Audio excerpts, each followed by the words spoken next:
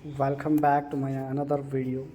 सो friends, आज की इस वीडियो में हम बात करेंगे इसरो के न्यू मिशन आदित्य L1 की, और इसी के साथ भारत के लिए ये मिशन ज़रूरी क्यों है और इसकी लॉन्च डेट और इस मिशन के उद्देश्य के बारे में। तो चलिए वीडियो को स्टार्ट करते हैं। आदित्य L1 लैग्रेंज पॉइंट को L1, L2, L3, L4 और L5 के नाम से जाना जाता है। पृथ्वी से L1 की दूरी 15 लाख किलोमीटर दूर है। यह पृथ्वी सूर्य की 151 लाख किलोमीटर दूरी का 1% है। What is Aditya L1 mission? Chandrayaan 3 के जरिए चांद की ठंडक देखने के बाद अब भारत गर्म सूर्य की ओर बढ़ रहा है। संभावनाएं जताई जा रही हैं कि सितंबर की शुरुआत में आदित्य L1 मिशन लॉन्च किया जा सकता है। खबर है कि इस मिशन के जरिए भारतीय अंतरिक्ष अनुसंधान संगठन यानी इसरो सूर्य पर मौजूद एनर्जी सोर्स के बारे में जानकारी जुटाएगा, जो पृथ्वी पर जीवन के लिए ज़रूरी है। कितना होगा बजट और कब होगा लॉन्च? खबर है कि आदित्य L1 मिशन में अनुमानित 424 करोड़ रुपए खर्चा आया है। इसे 2 सितंबर को सुबह 11:50 बजे आंध्र प्रदेश के श्रीहरिकोटा से PSLV C57 की मदद से लॉन्च किया जाएगा। आदित्य L1 के उद्देश्य: इसरो के अनुसार सौर ऊपरी वायुमंडलीय क्रोमोस्फीयर और कोरोना गति का अध्ययन। क्रोमोस्फेरिक और कोरोनल तापन, आंशिक रूप से अयनित प्लाजा की भौतिकी, कोरोनल मास इंजेक्शन की शुरुआत और फ्लेयर्स का अध्ययन। सूर्य से कण की गतिशीलता के अध्ययन के लिए डेटा प्रदान करने वाले यथावस्थित कण और प्लाजा वातावरण का परीक्षण। सौर कोरोना की भौतिकी और इसका ताप तंत्र। कोरोनल और कोरोनल लूप प्लाजा का निदान, तापमान, वेग और घनत्व।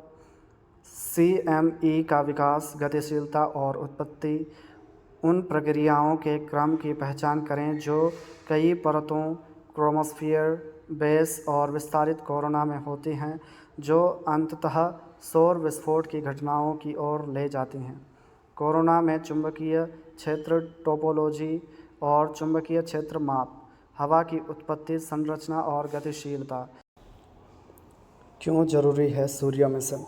कहा जा रहा है कि कई घटनाएं हैं जिनके बारे में लैब में जानकारी नहीं जुटाई जा सकती, जबकि सूर्य इस मामले में प्राकृतिक लैब के तौर पर काम करता है और जानकारी हासिल करने में मदद करता है।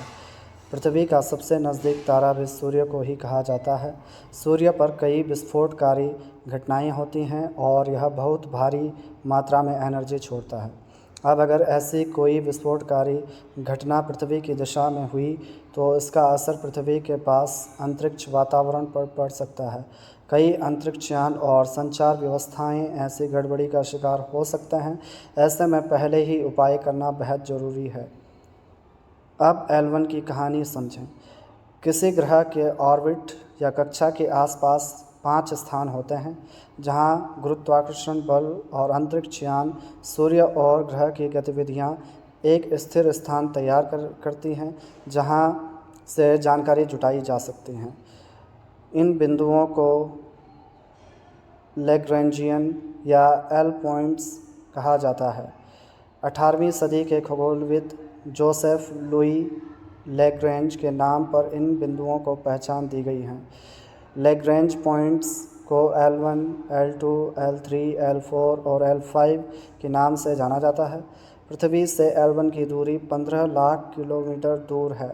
यह पृथ्वी सूर्य की 151 लाख किलोमीटर दूरी का 1% है। आदित्य L1 मिशन के बारे में जानते हैं। इस सौर्य मिशन के तहत अंतरिक्षयान L1 पॉइंट के आसपास हेलो ऑर्बिट की ओर बढ़ेगा। इसकी वजह वहां मौजूद सैटेलाइट है जो बगैर किसी बाधा के सूर्य को देखती है।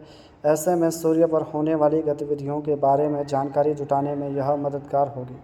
आदित्य L1 में 7 पेलोड होंगे जो इलेक्ट्रोमेट्रिक और पार्टिकल डिटेक्टर्स से फोटोस्फीयर, क्रोमोस्फीयर और सूर्य की बाहरी परतों की जानकारी जुटाएंगे।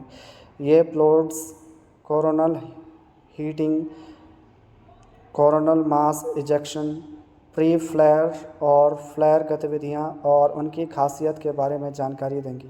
सूर्य तक की यात्रा कैसे करेगा आदित्य L1?